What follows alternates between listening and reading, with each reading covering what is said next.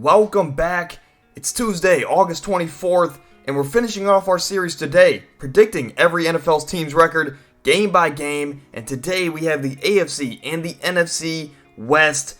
If you like sports podcasts, I'm telling you, this is the channel for you. I'm dropping 4 videos a week, fantasy football, sports podcasts. I do a little bit of everything, so I'm sure you can find something to enjoy. And all we ask for is that if you do enjoy at any point, please support us down below. But without further ado, this is the Anomaly Podcast. It's Owen. I do want to start off the show with a very special announcement. Alright, as you can see on your screen, it's been a while since we've had some news, and this is definitely newsworthy, as it is 8/24, August 24th, and those are the 2 numbers that Kobe Bryant wore throughout his entire career. Young Kobe wore 8, old Kobe wore number 24, 2 Hall of Fame careers in both of those numbers. But today is the day to honor Kobe Bryant. It is Kobe Bryant's day, and I'm going to do my due diligence. Throughout his 20-year career with the Los Angeles Lakers, he was nothing short of the GOAT status. 5-time NBA champion, 2-time Finals MVP, 2-time Olympic gold medalist, 18-time All-Star, 15-time All-NBA member. He's also an NBA 75 member, which will cement his name in the NBA's history forever. He was 4th on the all-time scoring list, and of course he gave us that infamous 81-point game against the Raptors, which is still the second most by a single player in NBA history. Though physically, Kobe Bryant is no longer here with us, the impact that he left on the world and the game of basketball and other sports will be here for years and years, and he will continue to inspire millions for the foreseeable future. So thank you, Kobe Bryant, and may you rest in peace. I will give him 8 seconds to bow our heads in respect for the Lakers legend.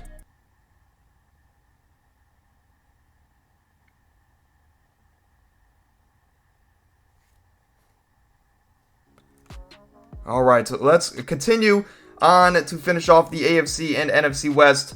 Again, shout out to Kobe Bryant. I mean, he's one of those players that gets you to love a game, gets you to fall in love with a sport. And of course, we still wish he was here with us, inspiring millions and millions. But starting here with the Kansas City Chiefs. In the AFC West, they're the reigning, defending Super Bowl champions. And they've had 3 Super Bowl appearances and 2 Super Bowl wins in the last 4 years. It's safe to say this is the Kansas City Chiefs era. And on the left side of your screen, you see the first half of their schedule. I think they get off to a pretty good start. They leave off right, or they start right where they left off, as they pick up a win Thursday night against the Detroit Lions in primetime. There's no Super Bowl hangover here for the Chiefs, because in week 2 they go to Duval. I'm a big Jacksonville guy this year, but Kansas City's going to get that win. Then they take care of Chicago in week 3. Then week 4. Week 4 is a big game. They go to New York to take on the Jets in primetime. That's a very big game. It's a game to keep your eyes on. But I am going to give the edge to the Kansas City Chiefs. Overall, they might be the best team in football. Week 5 at Minnesota. 2 very tough games in a row. Going to New York to the Jets, and then going to Minnesota. 2 very tough games in a row. But I am going to give the edge, again, to the Kansas City Chiefs. It's very hard to pick against them, even if I wanted to. It's like when you see Pat Mahomes and Travis Kelce and Chris Jones and Andy Reid is leading all of that, given their history as well. It is hard to pick against this team, but I managed to do that a couple times here. But week 6, Denver, they pick up a win there in primetime. Week 7 is when I think the first loss comes for the Kansas City Chiefs. As you're 6-0, you're home against the Chargers. The Chargers always seem to split with the Chiefs year in and year out. So I think the Chargers, I mean, hey, you'll see here in a minute, I'm higher on the Chargers this year than other teams and other people. So give me the Chargers to take that one on the road in Kansas City and give Kansas City their first loss on the year. Week 8, you return to play Denver, but this time in Mile High. It's going to be definitely a tougher game, but I definitely think Kansas City is going to take care of the Russell Wilson and Sean Payton version of the Denver Broncos. As there's going to be an adjustment period, and at this point, Russell Wilson and Sean Payton should be comfortable with each other, but sometimes we see it takes those star quarterbacks and new coaches a full year to mesh on the field and be effective at that. So I think we might see some of that here in week 8. Even though they're home against the reigning champs, the Chiefs are going to take care of business. And then week 9, they go to Germany to take on the Miami Dolphins. I forgot to mention that for some reason this past Tuesday. But the Kansas City Chiefs are in Germany week 9. and I'm going to have them winning that game against the Miami Dolphins. Hopefully, that is Game of the Year status there in Germany, as that would not only be good for international football for the future, but just for us NFL fans as well, as that's going to be a big fantasy matchup as well. Hopefully, we get everything we hope for in that Week 9 game against Miami. So at Week 10 comes, that's their bye week. They're 8-1 at that point. They look like they have lost a step. Week 11 comes. Here is the biggest game of the year for the Kansas City Chiefs, not including the postseason, of course. They are home against the Philadelphia Eagles. I don't think we're going to get a Super Bowl rematch this year. I've said that last Tuesday. However, this is going to be the closest thing we get to a Super Bowl rematch. As last year, again, you can argue that Philadelphia was one ticky-tack pass interference call away from winning that Super Bowl. And no doubt, Jalen Hurts was the best player in that Super Bowl, aside, and that's including Pat Mahomes. I'll say that. Regardless, I think Kansas City at home, they're going to get the slight edge in that game, and they're going to win that one. And oddly enough, I think it's going to be a low-scoring game there, home against the Philadelphia Eagles. Week 12, they are at Las Vegas to take on the Raiders. Not a big Raiders fan. They get the win there. Week 13, primetime game against the Green Bay Packers. At this point, you're 10-1. You feel like you're on top of the world. We have big wins over teams like New York, Minnesota, Jacksonville, Miami, and Philadelphia. At this point, you feel like you're on top of the world. I think their ego gets in the way, even though that's uncharacteristic of this Chiefs team. And this is the Jordan Love game. Coincidentally, like on Tuesday, I said Aaron Rodgers catches his stride and plays his best football at this point in the year for the Jets. Jordan Love will do the same for the Green Bay Packers. That's going to be newsworthy, right? But Jordan Love gets his first big win of his NFL career against the Chiefs, at home against the Chiefs. So the Chiefs lose that one to end their great run, and now they need to get refocused. But they don't really have a time to do that, because the next week after losing to Green Bay, in primetime, you go to Buffalo to play Buffalo. But I do think Kansas City will win that one. New England and Las Vegas in weeks 15 and 16. No questions there. So after losing to Green Bay, you go on another 3-game win streak. At this point, you're, 13-1? There's not a worry in the world how you're playing. Or 13-2, excuse me. But then week 17, game of the year. It's going to be the Kansas City Chiefs and the Cincinnati Bengals. The Bengals, at this point, would need the Chiefs. They would need to beat the Chiefs, and then they would need the Chiefs to lose in week 18 to gain that number 1 seed. The Chiefs, well, they do lose this game. I'm going to give the edge to the Cincinnati Bengals, as I'm going to have the Bengals winning week 17. Maybe, they're in a position now to get that number 1 seed. And if that is the case, if both of these teams are tied at that point in the year, I do think the starters would play week 18. So it would be another game of full starters, week 18 against the Chargers. And if the Chargers, and my predictions are locked in at the 5 seed, they cannot go up or down, the Chargers probably won't play their starters in this game. So the Chiefs, they're going to be playing Mahomes, they're going to be playing Kelsey and their guys. And they're going to go out there and win this game to, for one, split the season series, but to capture the number 1 seed, because the Chargers have no reason to play their guys. The Chiefs have every reason to play their guys, and they win that game there. 14-3 finish.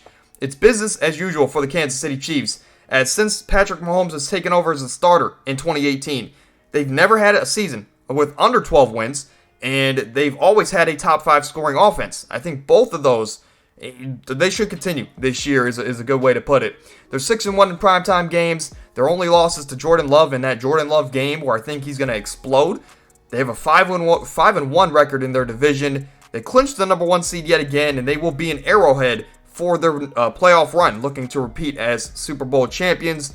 We know Patrick Mahomes is young, but his counterpart in this amazing duo that we see on a yearly basis, Travis Kelce, he's 34 years old. We don't know how many more years of this great duo we're going to see at a high level, so we're going to have to take it all in when we can. And I think this might be the final year where they win 13, 14 games. They still might be a very, very good team, very, very competitive team, but definitely going to take a step back. I think they're on the downtrend for how many times they can win this many games in a year before they revamp. But moving over to the San Diego Chargers. I will call them San Diego because that was the last time they were great. No shocker there, right? But the Los Angeles Chargers, I will pay my respects. I think they open up the year home against Miami in a loss. I talked about that on Tuesday. I think Miami starts this year on a high note, just like they did last year. And I think Miami wins that one pretty handily. So the Chargers, There's a lot of questions now. Is Brandon Staley the guy? Even after one bad loss week 1, the Chargers need to bounce back. And they do that here at Tennessee on the road. They beat whoever it is. If it's Will Levis, Malik Willis, Ryan Tannehill, or if it's DeAndre Hopkins playing quarterback, Chargers take that one on the road. Week 3, they go on the road to Minnesota. Minnesota's a very formidable team. I have Minnesota on the brink of making the playoffs. I won't spoil it. I do have Minnesota winning that game. So the Chargers 1-2 after 3 weeks. Then they host the Las Vegas Raiders. As you'll see here in a minute, I'm not a big Las Vegas Raiders fan. So this loss you're going to see the impact of it here in a couple minutes. But the Chargers lose that one as well at home. So 2 home losses. They're 1-3 at week 5 in their bye week. But then they pick it up. As week 6 primetime game at home against the Dallas Cowboys. They win that game to get back on the right track. And they continue to roll on that momentum. Week 7 at Arrowhead in Kansas City. As I just mentioned, they win that one. Week 8 primetime game against the Bears. They win that one at home. And then week 9, they're home against the New York Jets. They win that one in primetime. So this 4-week stretch, they're playing 4 good teams. But 3 of those games are in primetime, and all 3 of those games are at home. So they have the advantage, even though their fans don't travel well. They are at home for those games, and those games can be toss-ups. But I'm going to give the edge to the home team there in the Chargers. So at this point, after being 1-3, they are now 5-3 going into the second half of the season. Week 10 comes, and they host the Detroit Lions, who at this point, the Detroit Lions are getting things going, I have there in their schedule. But they beat Detroit. They continue that momentum. They beat Green Bay at home, or in Lambeau, excuse me. Week 12, when they're home in primetime against Baltimore, they win that one. And then week 13, they go to New England, and they handle business. So at this point in the season, after starting 1-3, they rally off 8 straight wins. They are 9-3 going into week 14. This team has had a lot of primetime wins. There's 4 primetime wins in that stretch of 8 games, and all 4 of those games are home. So the schedule makers must be Chargers fans, because that is in their favor, if I've ever seen that. Week 14, Denver, they're at home, and this is where I think they do take a loss. As Denver, I do have them being a formidable team. You'll see that here in a moment. But the Chargers lose that one to the division foe, as they need to get back on track after winning 8 straight. Their ego got in the way. They're feeling on top of the world. They lose against Denver. Now they need to get back on track. They go to Vegas. They take care of business in primetime. Their first primetime game on the road, and their only primetime game on the road this year. They win that one. Week 16, primetime game against the Buffalo Bills at home. I have them winning this game, surprisingly. So I have them winning basically every primetime game they're in. This is unlike the Chargers. The Chargers never do this. But I'll talk about that here in a second, as it may be an uncharacteristic year for the LA Chargers. Week 17, at this point in the year, the Denver Broncos are going to be super hungry. They're going to be fighting for a playoff spot. But I think the Chargers can handle business. In Week 18, they are locked in at the number 5 seed when I was going through my predictions. So at this point in Week 18, they had no reason to play. No reason to play their guys. They sit their guys. Maybe we get an Easton Stick game backing up there in Justin Herbert's. Or maybe Chase Daniel comes back against his old team and has a game. I think they lose that game to Kansas City, as Kansas City will probably play their starters for at least a half of football. The Chargers, on the other hand, will not. And that will wrap up their record, as they're going to be 12-5 this year, as I'd say business as usual for the Chargers, but this is kind of new territory for them, as this would be just their second 12-win season since 2009, and it's only going to be their third double-digit win season since 2009 as well. But I think it's finally time we see a year like this from them, as they're an undefeated 6-0 in primetime games, and I think they might be the only team to say that they're undefeated in primetime games.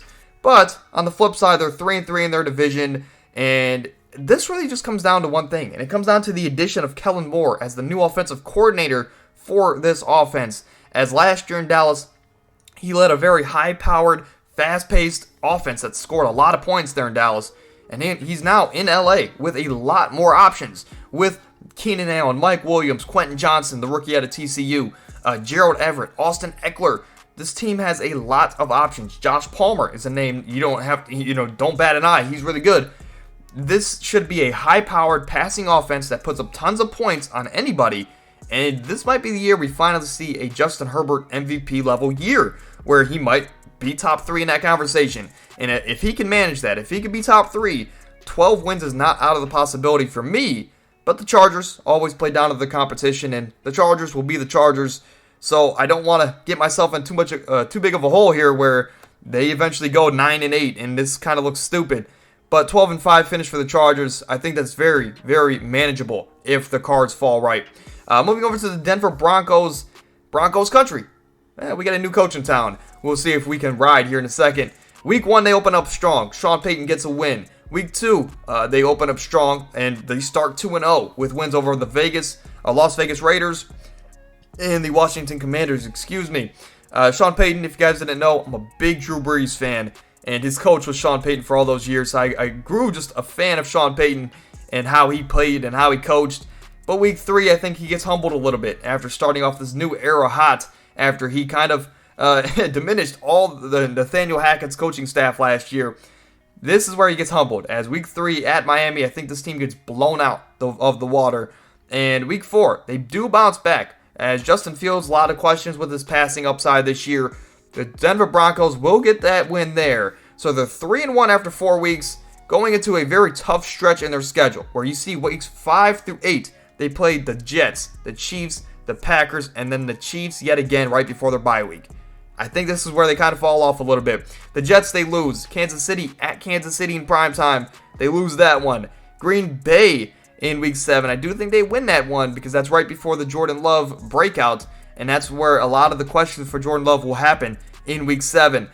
Week 8, they lose that one as well to Kansas City. They get swept by Kansas City, and they're even 4-4 at the midseason mark. Still have a very good shot to make the playoffs, but no longer do they have a shot to win their division. As you see with the Chargers and KC, they're really, really good. Week 10 at Buffalo, maybe they can get things going after that loss to Kansas City and a bit of a slide here. They don't. At Buffalo in primetime, they lose that one. But Week 11 is a super big game for this Broncos team. As you're home against Minnesota, they're a very good team. They're a very good playoff team. Can you get back on the right track? Can you get a big win here? I think they do. Even, they're at home. In Mile High, and I think that is going to play an advantage for them. They win that game, but they host the Cleveland Browns the next week, and the Cleveland Browns will take care of business, hopefully. That is the game where the Broncos should win, but the Browns I'm going to give the edge to. Maybe that's some recency bias because the Browns are my team, but the Browns are a definitely more talented team, and we should win that one, but when the Browns should win a game, that's usually when we lose.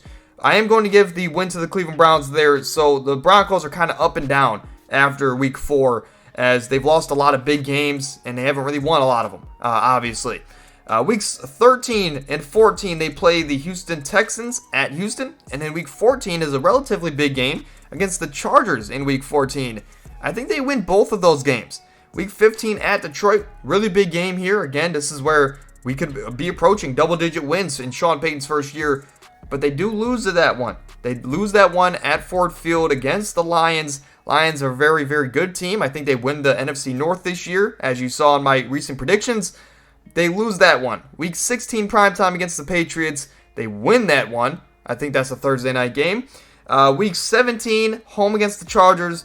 I'm going to have them splitting with the Chargers. They lose that one. Week 18 at the Vegas Raiders. They win that one to close off the year. So I know that was kind of everywhere, as this team was up and down and all around.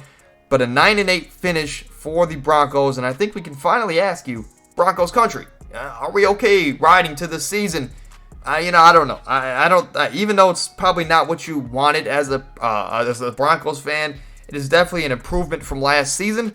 As since you're not a Super Bowl contender, I think the biggest win you can have this season is just a resurgence year from Russell Wilson. As you paid him all this money, you traded for him, you gave up assets and gave him all that money. And he played terrible last year. So you want to see a resurgence from Russ. You want to see him be a top 5, top 10 level quarterback like we know he has been his entire career. So I think that's the biggest win you can have this year, is just a resurgence from Russell Wilson. But I am excited to see Sean Payton return to football, especially as a head coach on a football team. But he does lead them to a 2-3 record in primetime, 3-3 in their division this year. To me, it's a year to build continuity. And it's a year to build a new culture and set a new culture in Denver. And I think he can accomplish that with a 9-8 record. Also, I'm hoping to see a big year from Javonte Williams because he's one of my favorite running backs in the league. But Denver, very polarizing team. I just think that, they're about mediocre this year. But again, it's a year for Russell Wilson and Sean Payton, more so than the win column. Moving over to the Las Vegas Raiders, I'm going to fly through this one, as well as some other teams on this video, as there's not much to say. I think, this team traded for the best receiver in football, at least at the time, in Devontae Adams just a year ago. And then they traded the only player that he wanted to play with in Derek Carr to another team in the NFC. This team just made him unhappy. Devontae Adams doesn't want to be there. And they went out there and replaced his best friend with Jimmy Garoppolo. Don't get me wrong. He has a connection with Josh McDaniels. They should be able to be in a lot of games this year. And they should have chemistry from day one. But I just don't get why you would trade your star receiver's best friend and quarterback for really just a downgrade at the position in Jimmy Garoppolo. Regardless, I think this is Josh McDaniels' last stint as a head coach as the Raiders, as he's 0-4 in primetime, 1-5 in the division. Over the 2 years, with my prediction, over the 2 years he's been the Raiders head coach, Josh McDaniels would have managed a 8-26 total record. But who knows? Maybe if Bill Belichick steps down, maybe McDaniels will just step in as the head coach there in New England. But I think this is going to be McDaniels' last shot as a head coach in the league, as you don't get him, rarely do you get a second shot. But then if you get that second shot and you underperform like this, you should never have another head coaching job, even at the college level. But we're all going to be looking to see, what happens with players like Devontae Adams and Josh Jacobs, or even Chandler Jones, who, even though he's lost a step, he can still be a valuable piece on a good team. It's a rough year in Vegas, but there's going to be a lot of questions about their star players. Interesting year there in Vegas. But as you can see, 2-15 record. I have them beating the Chargers in week 4 at Los Angeles to kind of keep things alive at that point. But then week 17, after losing a bunch of games, at this point we probably have the backup in. And week 17 at Indianapolis, they win that one. So 2-15 record. Okay team, but I wouldn't be shocked at a Devontae Adams and Josh Jacobs trade at the deadline, as crazy as that might sound. But moving over here to the NFC side of things, we get back to teams that actually matter, as we're going to be talking about the San Francisco 49ers. Week 1, they open up at Pittsburgh. I think they win that game. This year, San Fran, I'll say this to start, they have a lot of things to prove this year. I think they're coming into this year with a chip on their shoulder that, hey, if we had a quarterback, just a solid quarterback in the NFC title game last year, we beat that Eagles team. And then who knows what happens in the Super Bowl, as they would have another chip on their shoulder to avenge their loss from a few years ago in the Super Bowl to the Kansas City Chiefs. So you can make the argument that this Niners team was ready for primetime last year, is a way to put it, but they had no quarterback, and you kind of can't win at the highest level without that position. But this year, they're coming in hot. They win week 1, but they do lose week 2. It's kind of a reality shock to them as you're playing the Rams. The Rams, as we'll see here in a minute, a very polarizing team this year. Some people have them making the playoffs, but others have them really in the contention for one of the top draft picks. I think they lose that one at Los Angeles, but then week 3 and week 4, they bounce back with wins. Home against the Giants, primetime game, they win that one. Week 4, home against the Arizona Cardinals. At this point, we still won't see Kyler Murray. It'll be Colt McCoy or Clayton Tune, the rookie there, out of, I think, Houston. If not Houston, it's Kansas State. Regardless, they win that one, so they're 3-1 after 4 weeks. Week 5 comes along, big game, home against Dallas, prime time. I'm going to give the edge to Dallas, as Dallas is a very good regular season team, and I think Dallas can eke out a win there early on in the year. But weeks 6, 7, and 8 against 3 very, very good teams. And we're going to notice this about the Niners. They win a lot of good games against a lot of good teams. Week 6 at Cleveland, they win that one. Week 7, primetime at Minnesota, they win that one. Last year they smoked Minnesota. They should do it yet again. Week 8 against the Cincinnati Bengals. The Cincinnati Bengals at this point are going to be kind of beaten up, but they're going to be winning games. They're just going to be beaten up. I'm going to give the edge to the San Francisco 49ers.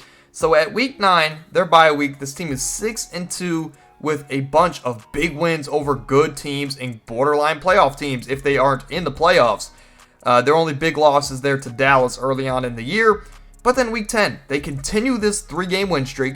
They beat Jacksonville in week 10, Tampa week 11, week 12 primetime game at Seattle. That's a big one, but they win that one as well. So 6-game win streak. This team is 9-2, and then they have the game of the year. The game that they're circling right now, that they circled at the end of last year, Week 13 at Philadelphia.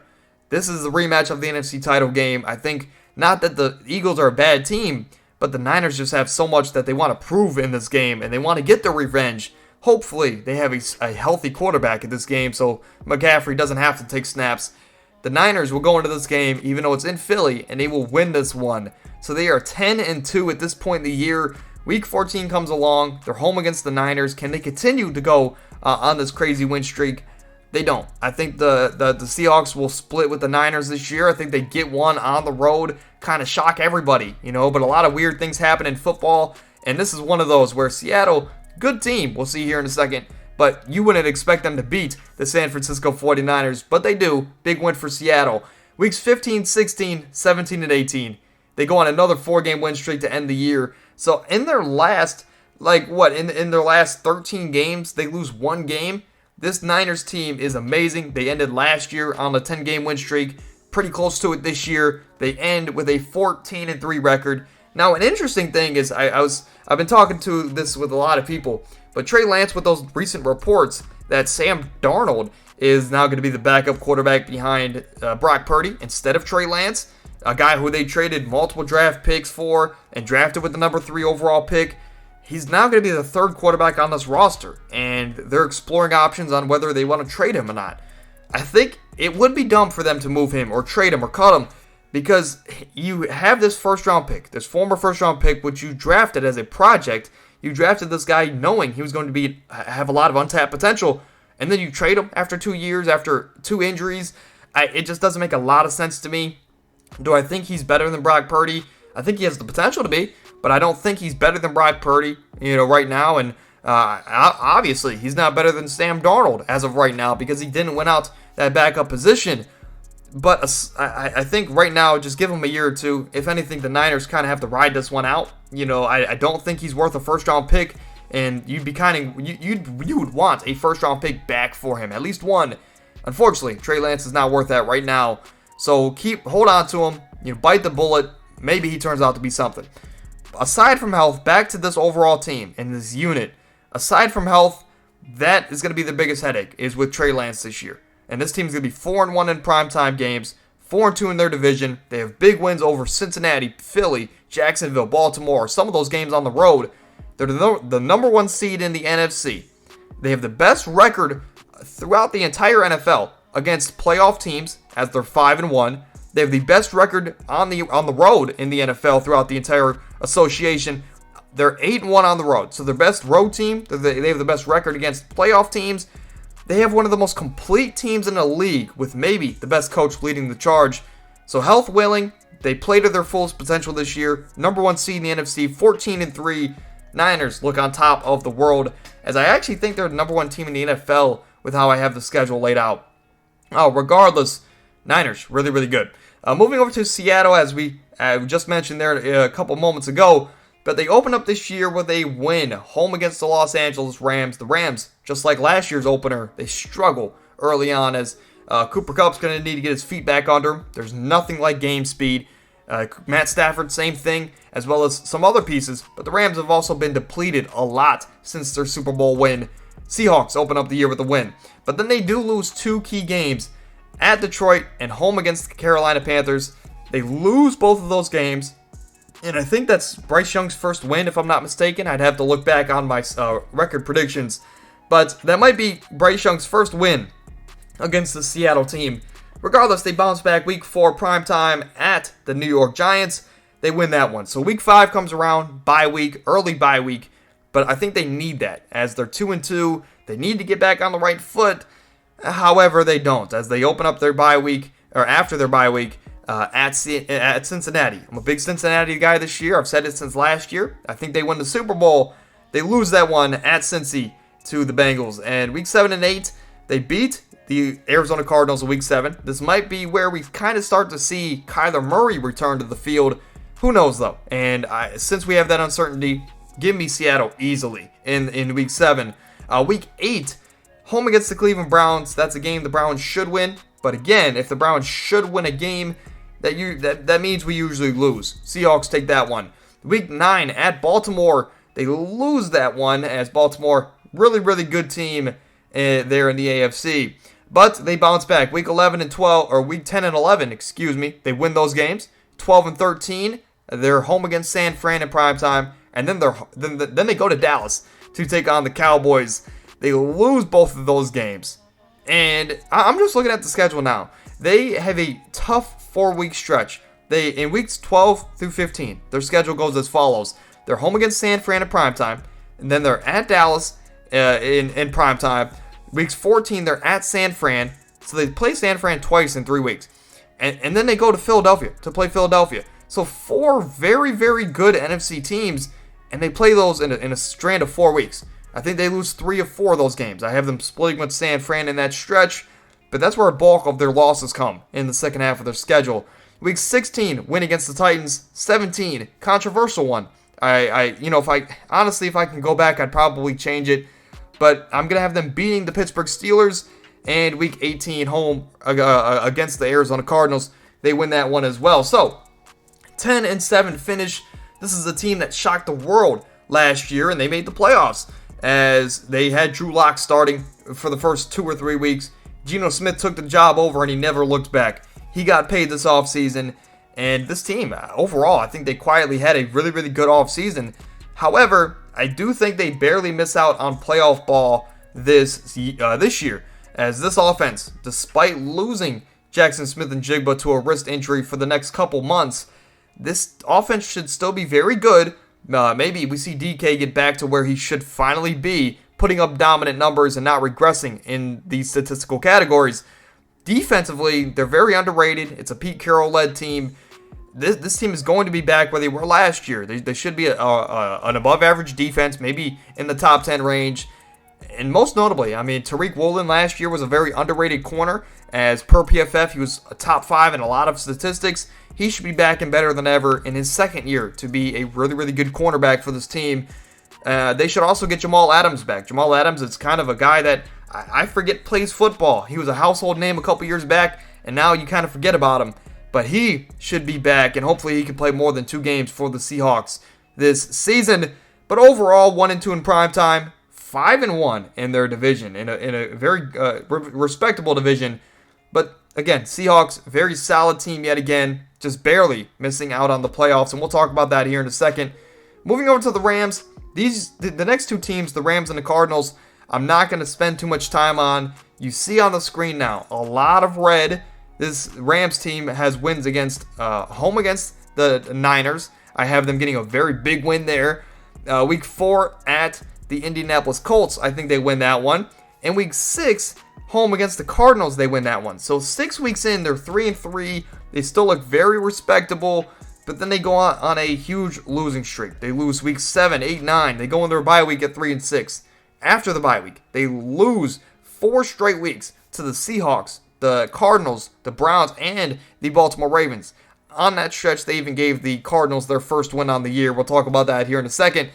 They do win against the Washington Commanders at this point in the year, but then they close off the year with 3 straight losses to 3 playoff teams in New Orleans, the Giants, and the San Francisco 49ers. The Niners, that game is in question only because that the Niners might not need to play that game for seeding purposes, but in my predictions they do, and their starters are going to play against Stetson Bennett at this point, because why would you play Matt Stafford if your record is this bad? Again, 4-13 record for the Los Angeles Rams. This might be the worst Super Bowl meltdown / hangover we've ever seen in the Super Bowl era, but I do think it was worth it. You got a Super Bowl out of it. 2 years ago, like I mentioned, this team was hosting up the Lombardi Trophy, and now they face questions on the futures of the stars that got them that ring, got them that Lombardi Trophy. Guys like Matt Stafford, Cooper Kupp, Aaron Donald, all of them might be on the move after next season. I do love Sean McVay. I think he's a top 5 coach in the league to me. He's still the youngest coach in the league despite being in the league for 7-8 years now. I think bringing in a young quarterback to pair with the brilliance of Sean McVay and how those two minds would work, I think it would do wonders for both the player and the franchise moving forward. And that would mean Matt Stafford either stays for one more year to mentor or he moves on to a different team, maybe goes back to Detroit to mentor whoever else is the successor of Jared Goff. I do think it'll be interesting to see the futures of Kupp and Aaron Donald. I can really see a Cooper Kupp to Buffalo narrative starting to stir up this year, as he might end up in Buffalo after at the midseason mark. But maybe this team proves me wrong. Maybe the Rams come out and they're a 7, 8, 9, 10 win team, and they're back to where they were 2 years ago when healthy. I just don't see it. They've lost too much over the last couple years to be at that spot. But moving over to the Arizona Cardinals, last team we're going to talk about today. As you can see, not much to talk about, as there's more questions off the field than on the field with this team. As on the field, we know they've lost a lot of guys. They've lost Zach Allen, J.J. Watt, DeAndre Hopkins. They might lose Kyler Murray for the entire season.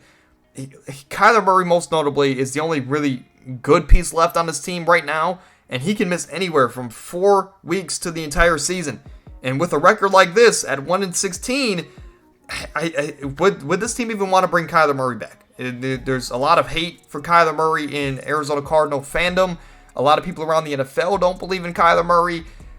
This would very well be a Josh Rosen situation all over again. And if you're unfamiliar with that situation, Josh Rosen was a young first-year starting quarterback for this Cardinals team that had nothing once upon a time a couple years back. But then the Cardinals had a bad year. They went out there and had the first pick, and they drafted a young guy by the name of Kyler Murray. And he replaced Josh Rosen. Josh Rosen kind of fell out of the league at that point. I think if this team is 1-16, it might just be that situation all over again. Kind of a deja vu. This time, with Kyler Murray being the odd man out, and Caleb Williams or Drake May being the guy that steps in for this Cardinals team next season. But if the coaching staff is gifted another season, my bet is going to be that they're going to move on from Kyler and bet on a draft pick of their choosing. Kind of bet on their guy, as it's kind of selfish, but that's just how the head coaching spot works here in the NFL. Budda Baker, he also wants to be traded. He was one of the few star players left on this team. He might be traded by the midseason mark or as soon as tomorrow. Do they bring back Zaven Collins or Isaiah Simmons, two young linebackers that have yet to hit superstardom? Do they want to bring those guys back on long-term deals? This was a 10-win team just 2 years ago that made the playoffs and almost won a playoff game. Now they're here. Now they're here at 1-16, and you just kind of got to deal with it. Cliff Kingsbury left on a bad note. You're in a bad spot. Got to figure out the most important position first, and that is the quarterback position. So once you figure out if you want to bank on Kyler or a young rookie after a season like this, that is the biggest domino to fall to get back to relevancy. And right now they're my Madden rebuilding team, as there's a lot of flexibility there with the Cardinals, but I'm having a lot of fun. Not really. Here, dealing with all Madden settings and Clayton Tune. Not very fun if you're trying to win on all Madden. But moving over here to just a recap of the AFC and NFC West. On the left side of your screen, you see I have the Chiefs winning the AFC West. The Chargers, Broncos, and Raiders in that order follow suit. On the NFC West, we have the Niners at 14-3. Following suit would be the Seahawks, the Rams, and the Arizona Cardinals. The best two teams in the league are the Niners and the Chiefs in my predictions. And on the screen now, you're going to be seeing just a recap of how I think all the divisions will stand. As we went through these the last 2 weeks, on your screen now, you'll see how these divisions will land in my predictions. Now, the teams that are highlighted, the teams that have their team colors behind them and not gray, your team makes the playoffs. Your team makes the playoffs, so take a good look. And if you aren't looking at the screen, I'll read them off here in a second. But basically, these are the teams that I think are going to be making the playoffs. The 14 teams. But let's see how they finish. Let's see how they lay in the playoffs. On the left side of your screen, you're going to see the AFC side of things, as I think seeds 1 through 7 go as follows. So we are going to have the Kansas City Chiefs at 14-3, winning the AFC yet again. The number 2 seed, the number 2, 3, and 4 seeds are the Bengals, the Dolphins, and the Jacksonville Jaguars. The wild card teams, will put it this way. So seeds 5 through 7 are the Chargers, the Jets, new look Jets there with Aaron Rodgers, and the Baltimore Ravens. So the AFC is set. I think you have one new playoff team in the AFC. And in the NFC, this is where it gets interesting, because I think there's 3 new playoff teams in the NFC side of things.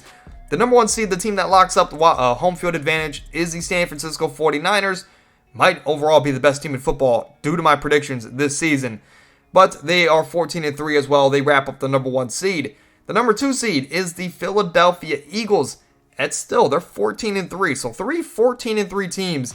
I think those teams are that talented that we might see a season of that caliber from those teams.